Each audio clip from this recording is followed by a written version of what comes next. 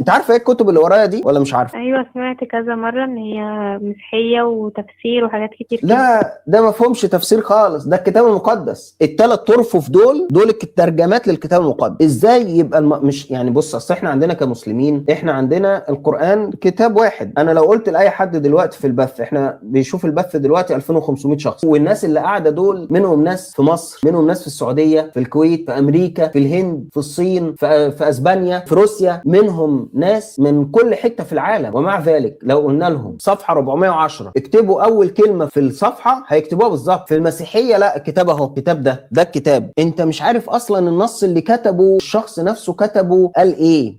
ما هي ترجمه، والترجمات كلها مختلفه، والاختلافات اللي ما بين الترجمات العربي طالعه من الاختلافات ما بين المخطوطات. الموضوع كبير، والاصل بتاعه ضايع، والاصل هو اللي معصوم. يعني انت متخيله الموضوع معقد ازاي؟ يعني الاصل بس هو اللي معصوم. ده في اباء ارثوذكس بيقولوا كده على فكره، مش كلامي ومش كلام الكاثوليك او البروتستانت، لا، في اصل معصوم. الاصل ده ضاع على كلامهم ان هو معصوم، ضاع، واللي موجود منه نسخ مختلفه فطالع منها ترجمات مختلفه. فازاي ده يكون كلام ربنا؟